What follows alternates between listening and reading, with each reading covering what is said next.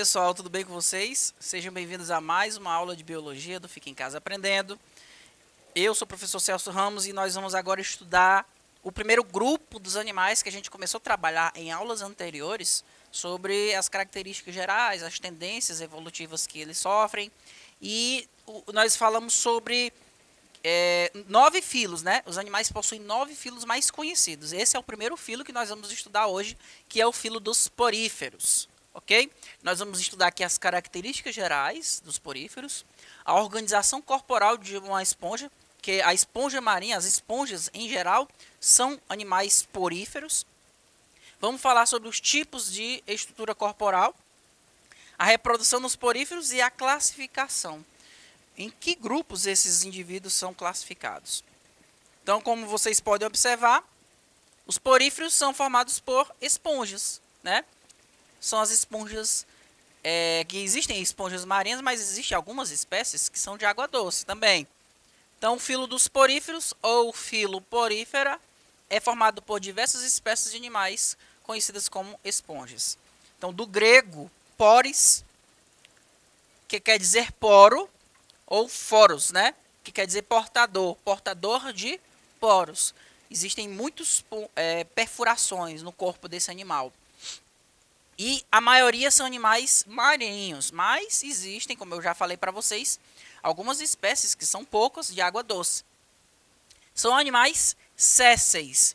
Inclusive, antigamente acreditava-se que as esponjas marinhas eram plantas, justamente por conta dessa característica de ser um animal imóvel, ele não se movimenta, é um animal que fica preso no substrato, né, que fica grudado, é um animal sésseo, ok? E a maioria são assimétricos. O que é o indivíduo assimétrico? Vamos imaginar, por exemplo, uma estrela do mar, certo? Imagina uma estrela do mar. Se você cortar ela em vários pedaços, você tem a possibilidade de formar pedaços iguais. Aqui não. Nas esponjas, elas não têm nenhuma simetria. Ela não tem nenhum lado dela que é parecido com o outro. Para você entender melhor, nós, por exemplo, nós seres humanos, somos animais simétricos. Nós somos animais bilaterais. Bilaterais. Quer dizer que nós temos dois lados semelhantes. O nosso lado direito e o nosso lado esquerdo. O lado direito é semelhante ao lado esquerdo. Aqui não. Eles não têm nenhum tipo de plano de simetria. Beleza? Então, essas são as várias formas que a gente pode encontrar de esponjas marinhas, né? São várias espécies que podem assumir muitas cores vibrantes, ok? E algumas espécies até produzem substâncias tóxicas. Existem estudos sobre essas espécies onde se analisa a composição química dessas substâncias que elas podem produzir. Inclusive, alguns medicamentos pode-se chegar à produção de alguns medicamentos com o estudo dessas substâncias químicas produzidas por esponjas, tá? Agora, como é que é a organização corporal de uma esponja? Por que esse grupo é o primeiro que a gente estuda? Primeiro porque é um grupo mais primitivo, menos evoluído. Nós vimos ali que ele tem característica até parecido com planta, né? Um animal que fica parado, imóvel. Então, é um indivíduo que tem poucas características evoluídas ou derivadas. Uma primeira informação que a gente deve mencionar sobre as esponjas é que durante o processo de formação dela, ela não vai formar folhetos embrionários, que são aqueles tecidos que vão originar órgãos, sistemas altamente especializados. Aqui não, isso não vai acontecer. É um animal que não é formado por tecidos verdadeiros. O que é um tecido verdadeiro? Um tecido verdadeiro ele tem uma função definida. Eu, por exemplo, sou um animal. Eu tenho meu tecido epitelial, que forma a minha pele. Na minha pele eu tenho ali a epiderme. Nós vamos encontrar a endoderme. Nós vamos encontrar tecidos com funções definidas. Ok? Nós temos tecidos nervosos, que têm função definida. Aqui não. Nós vamos encontrar aqui uma variedade grande de células, cada célula exercendo uma função, né, e ela não tem uma organização. Então a gente diz que esse animal ele é não possuem tecido verdadeiro, tá certo? São várias as espécies de células que a gente vai encontrar constituindo a estrutura de uma esponja. As células que ficam nessa primeira camada externa aqui, ó, são chamadas de pinacócito. São células que formam a camada externa da esponja, ok? Na parte de dentro da esponja, nós vamos encontrar um espaço no interior do animal. Esse espaço é chamado de átrio ou espongiocele. Vamos lá, esse termo cele, esse finalzinho da palavra, cele, quer dizer espaço. Esponjo vem de esponja, né, pessoal? É um espaço que fica no interior da esponja, beleza? E essa abertura que vocês podem observar aqui é chamado de ósculo. O termo ósculo vem de boca, né? É como se fosse a boca da esponja. Ou, na verdade, a palavra ósculo vem de beijo, né? Beijo quer dizer ósculo. Então, é como se fosse a boca aqui da esponja. Vamos observar também que na parede desse animal, nós vamos encontrar perfurações, né? É justamente os poros. Os poros que ficam na parede do animal.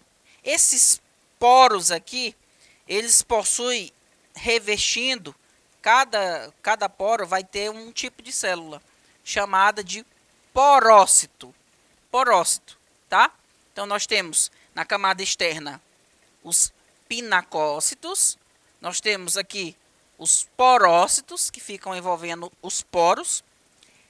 Agora vamos ver que na parede de dentro da esponja, nós temos um tipo de célula que tem como se fosse um flagelo, um rabinho, né? Ele fica balançando o tempo todo. Essa célula aqui é chamado de coanócito. Coanócito é a célula que, com o auxílio desse pequeno flagelo, vai ficar movimentando a água, fazendo com que a água entre nessas perfurações aqui da esponja, e essa água ela vai trazer partículas do ambiente externo. Essas partículas podem servir de alimento para o animal. E esses coanócitos, eles vão ser os responsáveis por capturar essas partículas que são trazidas pela água, que vem do ambiente externo, ok? Então, ele vai capturar partículas que ficam na suspensão da água. Então, a água ela entra por meio desses poros, esses canais, e ela vai sair do animal por meio dessa estrutura chamada de ósculo, que nem vocês puderam observar aqui nessa foto, né? Onde a gente percebe que, ó, a água ela está entrando aqui nos poros, nesses vários furinhos da esponja, e vai sair por meio do ósculo. Agora, nós vamos encontrar outras células que vão originar estruturas como se fosse o esqueleto da esponja. Vai dar sustentação ao animal. Essas estruturas são chamadas de espículas. Aqui, ó, são as espículas, ok? Então, nós temos uma camada externa, uma camada de células interna, e entre essas duas camadas tem uma camada intermediária. Essa camada intermediária é onde nós vamos encontrar as espículas.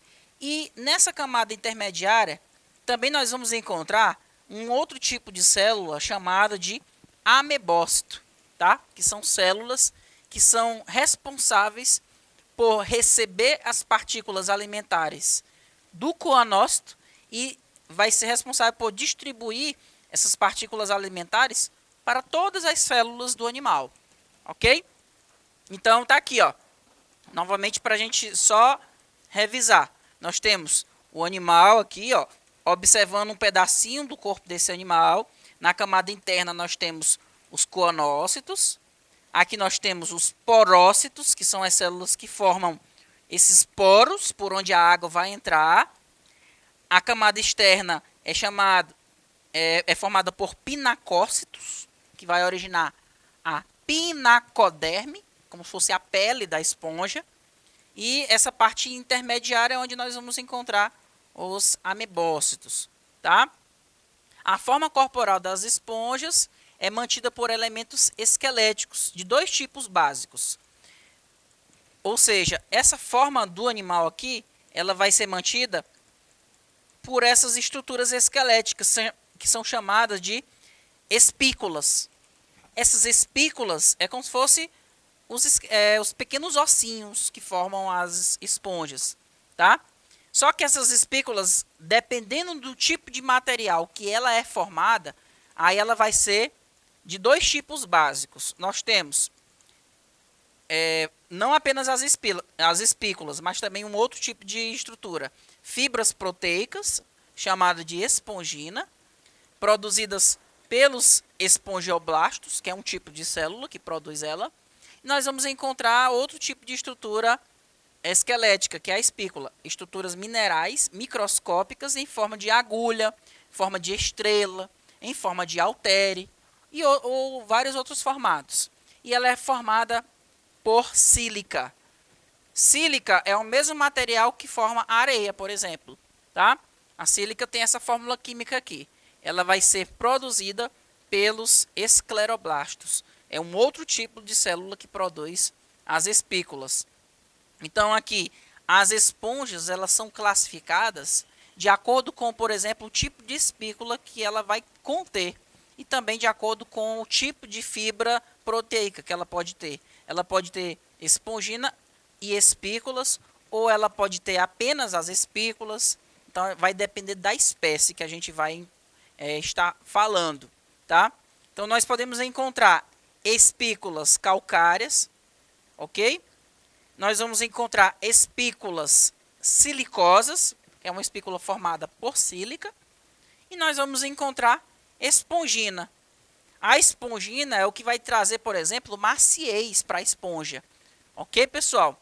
Antigamente, essas esponjas elas eram usadas, por exemplo, por romanos, né? Vamos lembrar daquele episódio lá da Bíblia, quando um soldado pega um líquido e dá para Jesus, lá crucificado. Ele utiliza uma esponja, que é um animal. Não é uma esponja industrial que a gente utiliza atualmente. Agora, essas esponjas, elas podem ter 3 formatos corporais, tá? Dependendo da espécie. As esponjas mais simples, elas são chamadas de esponjas asconoide. Além da esponja asconoide, existe um outro tipo de esponja que é um pouco mais complexa, que ela é chamada de esponja sinconoide. E uma esponja ainda mais evoluída é a esponja do tipo leuconoide. Eu quero que vocês olhem para a imagem e percebam que a complexidade dele vai aumentando. Veja que na esponja asconoide nós vamos encontrar essa camadinha que vocês estão vendo, que está em vermelho, são os coanócitos, aquelas células que têm aquele rabinho que promove o movimento da água. Lembra que eles são responsáveis por capturar as partículas que ficam em suspensão na água? Porque esse animal, pessoal, a esponja marinha, ele é um animal filtrador. Ele fica filtrando as partículas que ele encontra na água, que serve de alimento para ele. Então, veja que na parte onde você encontra aqui, ó, a espongiocele, que é o espaço que fica na parte interna da esponja. Veja que é repleto de coanócito. Agora observa na ciconoide. Nessas esponjas sinconoides, nós vamos encontrar o que a gente chama de canal radial. Veja, o canal radial é como se ele estivesse isolando esses coanócitos em pequenos espaços. Aí a água ela vai entrar, vai chegar nesses canais radiais aqui e vai sair por essa abertura até o ósculo, ok? Já nas leuconoides, vejam que a ramificação, vai acontecer uma maior ramificação desses canais que ficam no interior da esponja. E aí você, ao invés de encontrar os canais radiais, nós vamos encontrar canais aferentes, câmara vibrátil, ok? Onde você vai encontrar os coanócitos. Só depois é que a água ela vai sair por canais eferentes e vai sair por meio dos ósculos. Então, é um tipo de esponja mais evoluída, tá? Que é mais complexa. Beleza? Esses animais eles podem se reproduzir de forma assexuada. Ou seja, são animais que têm um alto poder de regeneração. Você pode, por exemplo, pegar pedaços da esponja, né, e formar, por exemplo, várias esponjas a partir desses tecidos. Vamos lembrar que a esponja ela não tem um tecido verdadeiro. Então ela tem um tipo de célula que ela tem um alto poder de regeneração. E esse alto poder de regeneração permite que a esponja consiga se reproduzir a partir de fragmentos. É um tipo de reprodução assexuada. Tem um outro tipo de reprodução assexuada que a gente chama de brotamento. Ou seja, vai ter uma região do animal cujas células vão começar a se multiplicar de forma maior do que as outras células, vai originar um broto, que é um pequeno animal em crescimento. Esse broto pode desgrudar desse animal maior e vai dar origem a uma pequena esponja, tá? Que depois vai chegar à sua fase adulta. As esponjas elas também podem promover um processo de formação de uma estrutura muito resistente, né? Essa estrutura resistente, ela pode sofrer, ela pode aguentar, por exemplo, o ressecamento. Se digamos que eu tenho uma esponja que estava numa lagoa, que secou, ela pode formar essa estrutura, tá? E essa estrutura que é de resistência, quando ela entrar em contato com a água, ela vai dar origem a outras esponjas, tá? E também tem a reprodução sexuada nas esponjas. Vamos lá, nós temos aqui, ó, nós podemos ter a esponja que produz espermatozoides. Esses espermatozoides vão sair por meio daquela abertura, que a gente chama de ósculo. Ele vai nadar em direção a uma outra esponja. Então, ó, o espermatozoide vai sair dessa esponja, e vai nadar até o poro, o orifício de uma outra esponja. Chegando nesse orifício, ó, ele vai entrar a essa esponja e vai fecundar o óvulo. Ocorrendo essa fecundação, aí ela vai começar a sofrer o processo de desenvolvimento embrionário, onde o ovo ou zigoto começa a sofrer várias divisões celulares, e esse embrião ele vai passar para a fase de mórula. Vamos lembrar das fases do desenvolvimento embrionário. Ela chega na fase de mórula até a fase de blástula. Quando chega na fase de blástula, ela para o processo de desenvolvimento. E ela forma um tipo de larva chamado de anfiblástula, que é essa larvinha aqui, ó.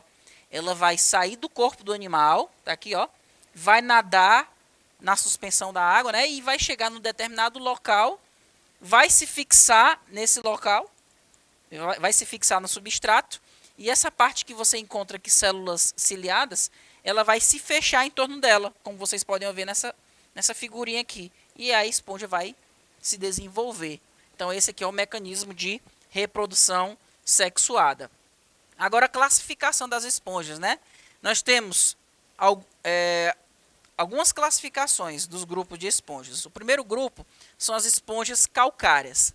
A classificação nesses animais tem a ver com a composição das espículas, que são aquelas estruturas esqueléticas, né?